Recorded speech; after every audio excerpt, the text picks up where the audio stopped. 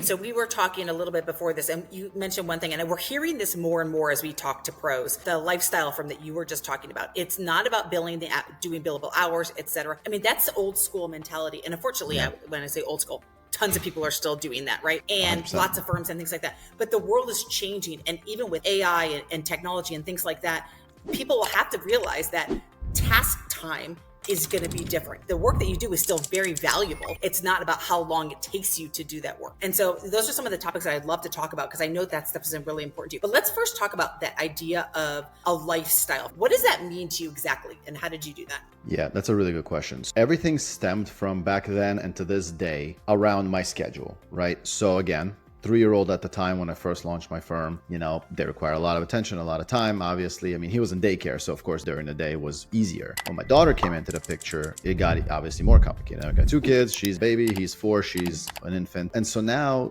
my time, they're coming home from school, they require their needs. I simply cannot work, like just sheer schedule wise. If I'm going to be there, and my wife is also an optometrist, so she doesn't have the ability to work remotely. Mm-hmm. So, it's like she's in the office doing her thing, so somebody's got to pick up the kids, somebody's got to do that and all this stuff. Again, the timeline, the only other way around that is like, babysitter or something like that. So that's where the initial need for that came from. Like that's where the need for having the lifestyle firm came from, simply was my lifestyle and what I needed at the time. So it was, how do I make those two things work? And the only way to do that is being very selective with my clients, making sure I don't just go for volume and just take on, which a lot of folks do. It's what's built into our brains. Mm-hmm. Take on a bunch of $300 tax returns. Go. To me, even at the very beginning, my minimum was $800. So wow.